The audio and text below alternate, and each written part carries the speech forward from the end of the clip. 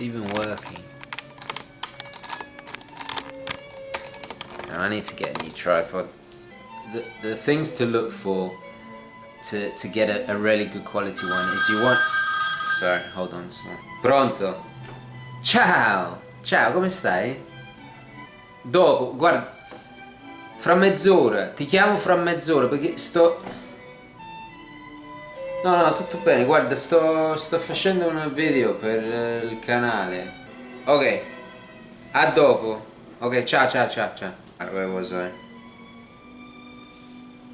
I'm not sure it always does that. It's because I'm sitting in this chair. Okay, hi.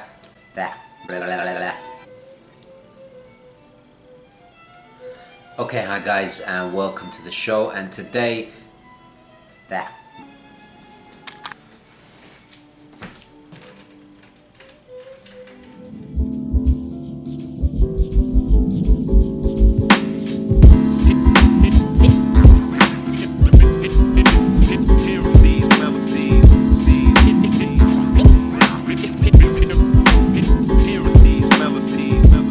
Okay, hi guys, and welcome to the show. And today, just a very quick video.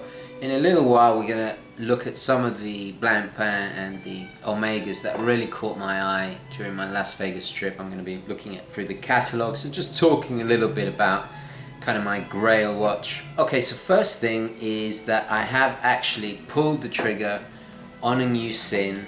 I ordered it yesterday and it should be arriving hopefully tomorrow. Very excited. I'm not going to say which model it is. It is one that I really like the look of. So I'm very excited. I have included it in the previous video, so I'm very excited about that. I think I'm just so intrigued to see what they're like. I had a quick fire sale yesterday. I sold 3 of my pieces.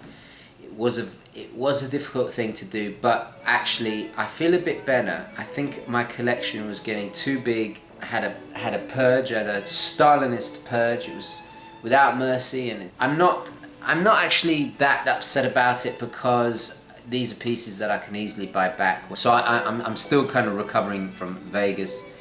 So I just needed a quick injection of cash. I've decided I'm going to keep my Datejust. My Submariner, of course, is staying, but I was kind of considering selling my Datejust. I think Harry, he quite rightly said, don't sell it, you'll regret it, keep it. And actually, after thinking about it, I went through so many Datejusts to get to this one particular one. It's the one with the Roman numerals. I've decided I'm going to take, when I get back to the UK, I'm going to take it out the safe, I'm going to wear it, I'm going to enjoy it, I'm going to put it in the rotation.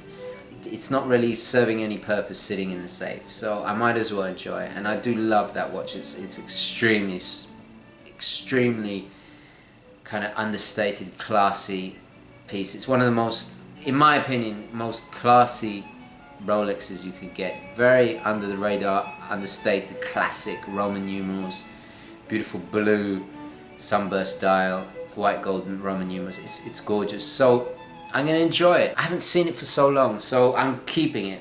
I want 2 Rolexes in my collection, you know. And also, when my Submariner is getting its service, at least I've got my Datejust to console me while the Sub's away. So I'm going to keep it. I've decided I can't sell, for the moment I'll sell some of my lesser pieces to get some injection of money quickly to buy the SIN. And I think from now on, I think I'm just going to slow down a bit and just save up money and buy to keep. And occasionally I might flip, you know, just to round off the edges of the collection. But I think it would be a mistake to sell my heavier pieces. Concentrate on my long-term goals, which will be, you know, Blanc Pain, maybe another Omega. Who knows, maybe another Rolex, you know, a 3rd Rolex, who knows. I'm not going to cancel my dream of having a Navitimer. I think it will happen eventually, maybe next year, you know. But I just don't want to sell anything to buy something, if that makes sense. I mean, I'm talking about the bigger pieces. I don't want to sell my Datejust to buy a Navitimer. I want to still have mine date just, and then when I've saved up enough money, then I'll buy a Navitimer, because I think then I'm gonna get into regret, and it's you know, even if I do sell my date just to fund the Navitimer, I'm still gonna have to inject some money into it. So I might as well just save up all the way and get a Navitimer, and keep my date just for next year. Anyway, so I'm going off on a collection ramble, but anyway, back to today's episode. I don't know if you remember, in the last episode I was kind of hinting at that I've been missing this old boy. And this is my Squale. It's not very good light, but hang on, let me turn the light. That's better. Let me just take it off so I'll show you what I've done. I decided to give a new lease of life to my Squale. I put the Venezia distressed strap on it. I've really been missing my Squale. I really love this piece. Anyway, I've decided to pimp it out a little bit. I put the distressed leather strap from Colareb. This is Colareb right here. They do fantastic strap. This is the last one I haven't tried out, which is this kind of sandy color. But this is why I recommend them. They are the absolute best. Designed, handmade in Italy. Absolutely beautiful, beautiful straps. What I also done, I took off the buckle off the rubber strap that the Squale came with, and this is a beautiful signed buckle. I don't know if you can see it. Come on, focus. There you go. There you go. There you can see the buckle there. I swapped out the buckle and to keep the kind of the blacked out theme, and I'm really enjoying this. I had it on for the last few days. I just missed my Squale, you know. So it's time for a new rotation. I tell you, look at the size difference between the mid-size Seamaster and the Squale. It's quite strange wearing a big watch again, but I must say it is very comfortable, and I have missed this bad boy. It's so cool on this strap. I mean, what do you guys think? Just having fun with it. Might as well enjoy it. I think I might even put an orange, a bright orange. I might get another fluorescent. They have a fluorescent Nato strap. Anyway, actually, this brings me on. I had another delivery. This is a bright neon fluorescent yellow strap from Red Rooster. If you go to redrooster.co.uk, they will give you a 10% discount if you just mention Urban Gentry Show, and this is only on their website. They will give you a 10% discount, so make sure you check out Red Roosters. Absolutely fantastic, from the UK, very fast shipping. I just want to show you close up. Do you see the stitching? It's beautifully done. It's much higher quality than something that's been glued down. And just look at these bright colors, the way they play with the blue. I'm really enjoying these cool bright colors for summer. I believe, I can't remember the price. Hang on, let me check how the price was. They're about $10 each. I think it's about 5 or 6 quid, I can't remember, but about $10 and then about 5 shipping, so they're $15.95 each, but to the US, but it's well worth it. Very nicely made, nice construction. These are the 18mm ones. I mean, they really look different in different light, but really nice and bright. Totally recommend them. Extremely fast. But if you buy from redrooster.co.uk, the website, you get a 10% discount. Just mention Urban Gentry. They have a huge collection. I'm quite tempted to get the camouflage ones, but also you'll find a ton of really useful stuff on their website. So if you order in bulk, you'll save on shipping to the United States. If you're in the UK, obviously you won't have to pay. I think it's free, but I might have to double check on that. But Red Rooster, absolutely fantastic. Really happy. I've had this before I switched back to this Squale. I had this on for about a week. It's got a little bit dirty, but you know, it's normal. but I've been wearing this non-stop for about a week. It really pops, really pops. Let's have a quick look at how it looks with the wow, look at that, just absolutely pops, doesn't it? It's just crazy. Really enjoying that. Anyway, so a whole bunch of watches have gone, so Sin is incoming, so I'm really excited about that and discovering that brand. And have we had a German? Yeah, we've had Junkers, which was made in Germany, so it's going to be the second German-made watch I've reviewed. From my experience with the Junkers, you know, I have quite high expectations, so it's going to be interesting to see if Sin will meet that requirement. Okay guys, so I'm beginning to ramble. Let's check out the Blancpain and Omega catalogs from Las Vegas.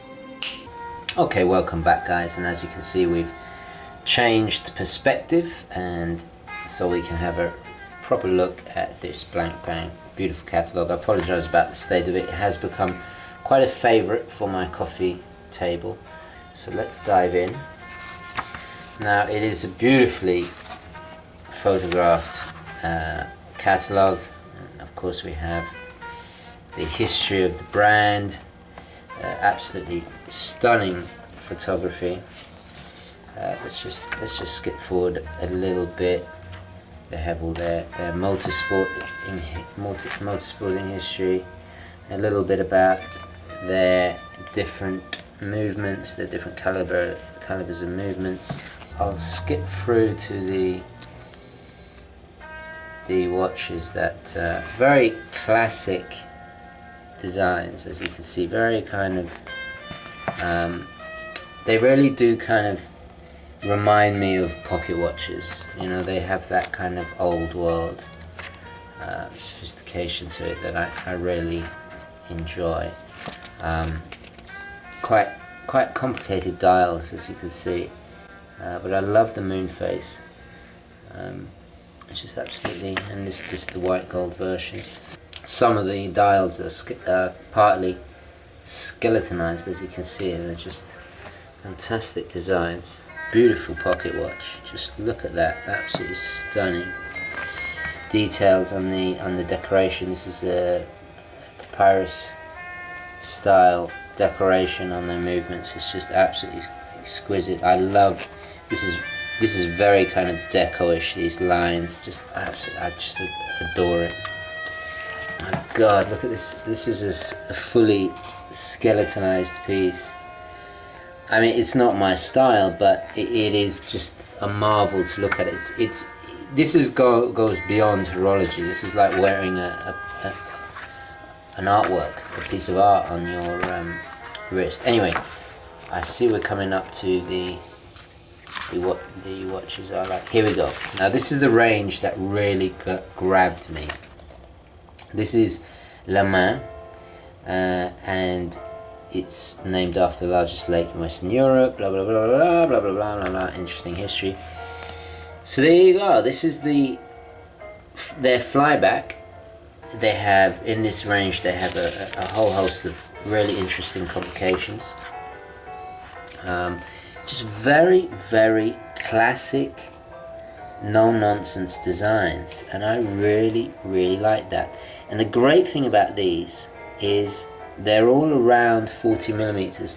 My problem with the 50 fathoms is that they were all huge when I tried them on, and I think if I'm gonna ever go really haute horology, really high-end stuff, I want something that, you know, I have my divers, I have my Submariner, you know, if the 50 fathoms were smaller, I'd probably consider it. They cost only not that much more than a Submariner, so.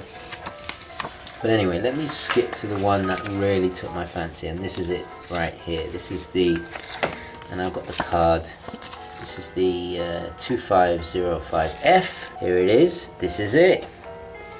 It's 38 millimeters. It's very, very small, considering all the stuff they pack. They include. Has moon phase, perpetual calendar, so much fantastic things going on. Let's look at the spec. 48 48-hour power reserve, flyback chronograph, perpetual calendar, moon phases, leap year indication, white dial, steel, self-winding, water resistance and bars, diameter of 14 millimeters. It wore more like a 38. It reminded me of my Speedy Reduced, which is my ideal size, and between you and me, my favorite watch, but don't tell anybody. Of course, they have a rose gold version, which I must admit is not too bad. And I think is that a yellow gold? No, it's rose gold. It's difficult to tell with the light. And of course, the range continues and gets a lot more ornate. You know, this is one with the power reserve. I don't like the layout of this dial so much, but this one right here, this really grabbed my attention. It's just so classic. I wish there was some profile. I wish there was some beautiful embossed card. Anyway, I wish there was some profile shots of this, because it's a stunning case. You can't really get an idea of it face on like you see here, but I really adored this. It's just very, very classic, and it just reeked of class and sophistication.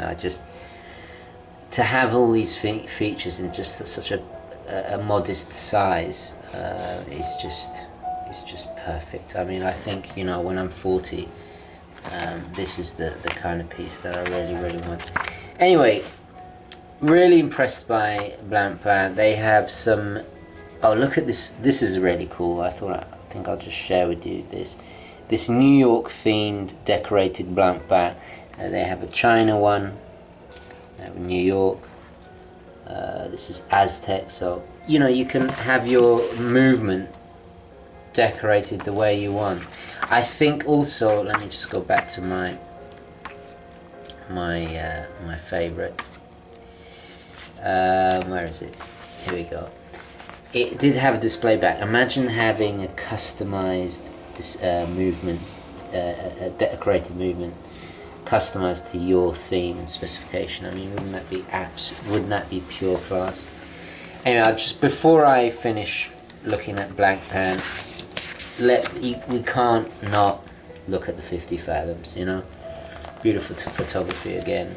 There's the classic there, and I tried on this one, which is the pretty much the classic one, caliber 1315.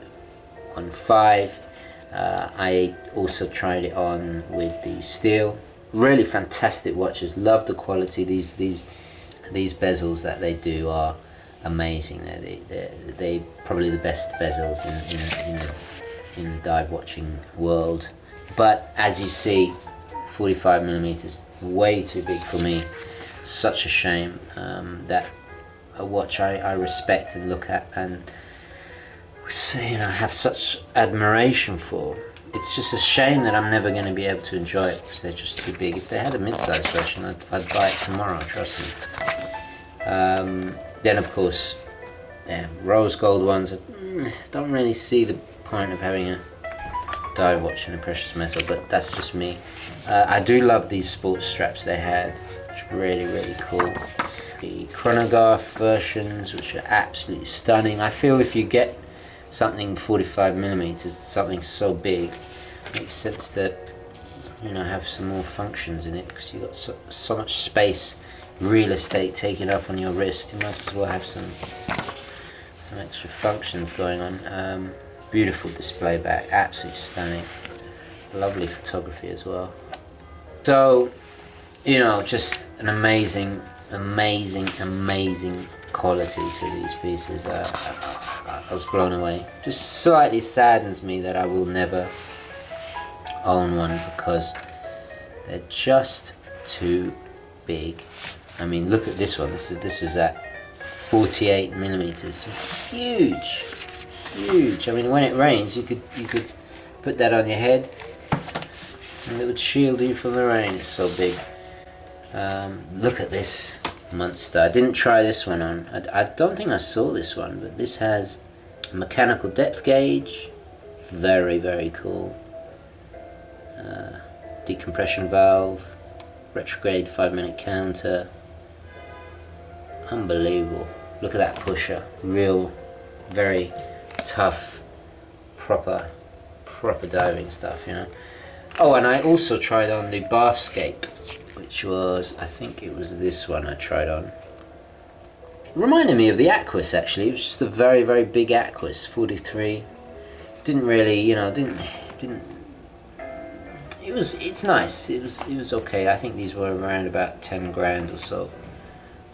Actually, this one looks nice. I must admit, the way they do their Nato, they have specially made Nato straps just for their own watches, and they have these really cool. You can just see them squared loops for their Nato straps. Very, very cool. It's the chronograph version. Very, very cool looking. Very cool. Oh, look at the blacked out. This is a ceramic version. Absolutely stunning. Really stunning. Wow, stunning blue. Really, look at that blue.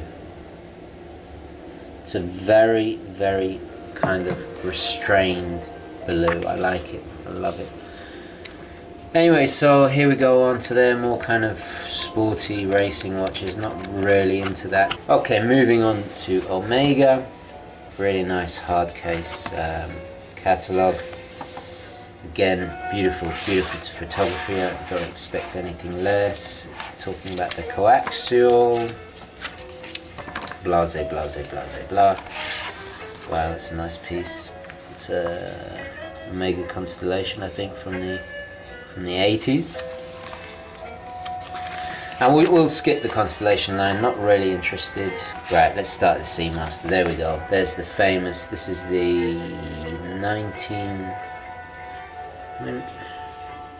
this is their 1957 Seamaster. And I must admit, it's such a classic design, it doesn't look out of place with today's watches whatsoever. So obviously, there's my baby right there. It's funny how the colour looks different from the book, but anyway. Ceramic coaxial Seamaster, the latest incarnation. I can't speak highly enough of this watch. I've also had the previous version, the one that Johnny Casual has of these. My view of these, they've got too big. I think the one Johnny has is the 40.1 millimeter diameter here. It's quite a tall watch. I love the Seamaster chronograph, the pre-coaxial version. I think these have got a bit too big, but they are stunning. I mean, if you got the larger wrist and you can pull off wearing one of these, why not? Black with the little dashes of red, absolutely stunning. I totally approve of these. Just for me, it doesn't. It's not fitting my scale. Of course, we have the Bond Planet Ocean. Out of all the Planet Oceans, I must admit this is my favourite. You know, this kind of gunmetal grey ceramic bezel and 12.9 and 6, kind of referencing their older dive watches. I really do like that. Very understated. Perfect for Bond, really, because it's understated yet it's rugged. It's really excellent casting. It's like a casting for a role in a movie. They cast the watch. They did a good job. Rose gold versions. They're not too bad. I must admit they look very nice. But I would never have a dive watch in precious metal. It's just a bit strange, isn't it? Nothing wrong with it. If you can, why not? Look at these blues. Stunning. Look at that display back. Really nicely decorated coaxial movement in there. GMTs I'm not too fond of. I'm not too fond of the bezels. Got a bit overcomplicated a bit, and they are absolutely huge. These things. These Planet Oceans are huge, and I would, if I was to get one, I'd try and get the small one. But love the orange black. Really nice shade of hue of orange. Anyway, again, Planet Oceans. don't like the diamond bezels. I've never liked diamonds bezel. I'm sorry, Val. There's my mate Val, who has the most stunning Rolex GMT you've ever seen, with sapphires and rubies. It's just ridiculous. It's just so over the top, but you can't help but like it anyway. Now this is an interesting watch, the Seamaster coaxial gauze 15,000 gauze watch. I was actually disappointed by this. It was so big in reality that it just seemed ridiculous. It seemed like a toy. It kind of, when they make these watches too big, they make them seem like they cheapen it, which is a real shame, because had this been 38, 40 millimeters, it would have been pure class.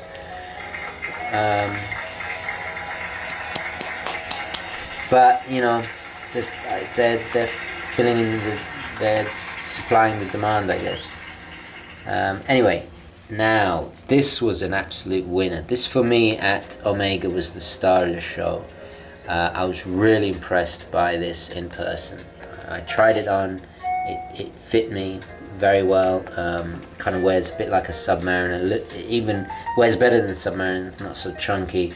I just loved the patina loom. I didn't think I would like it, but I in person I had a whole different experience. The bracelet was stunning. Everything about this reissue of the Seamaster 300 Classic 1957 really improved. And the blues, again, stunning. Totally different blue. I think the blue is different to this blue. I think it's kind of more restrained. It's almost grey. It's fantastic. Not too fond of the precious metal versions. Definitely worth checking out the new reissues of the 300. Are just stunning, absolutely stunning in person. Beautiful photography again. The Aquaterras I wasn't really taken by. They're okay. Blue one's nice. Wasn't really, not really my thing. It's, I would take a date just over an Aquaterra.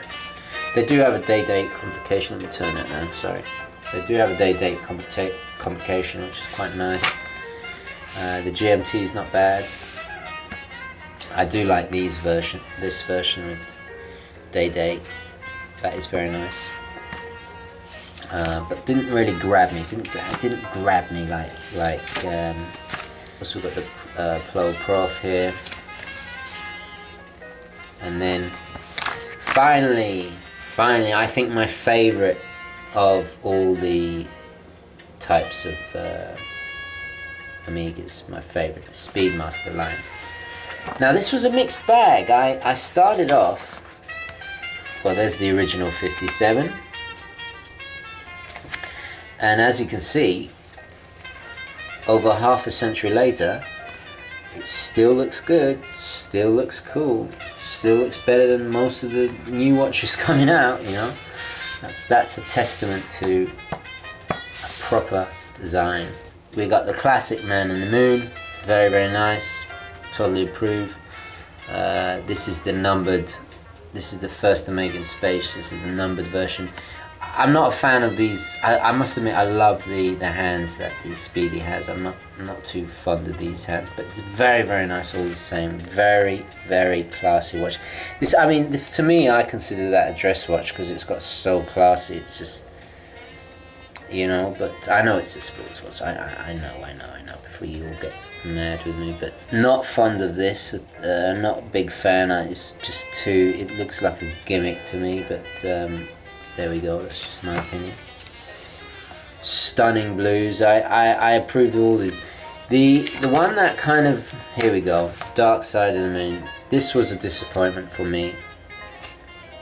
It was just too big and very nice, but it's just too big. 42 mils, shame. I'm not going to save up and make this my Grail watch if it doesn't even fit me, so that was a bit of a disappointment. The grey side of the moon, I really quite liked it. I never liked whitish grey dials, well, with the exception of the Aquas, but really liked it. But for me, let me just skip this. For me, my favourite actually has got to be the 57 here that old Clooney boy is sporting. This was for me the star of the show. It just this the bezel, it just does it. It just really does it, and it was probably my favourite Speedmaster. Anyway guys, I'm going to leave it there. Of course there's a mountain, I mean there's just so many to look at, but those were basically my highlights from Omega and Blancpain. So let's go back to the studio. Okay guys, I'm going to leave it there. Thank you very much for watching. Please like this video if you enjoyed it, and don't forget to add your comments and thoughts down below. I would really love to hear your opinions as usual, and I'll catch you in the next one. Okay, ciao.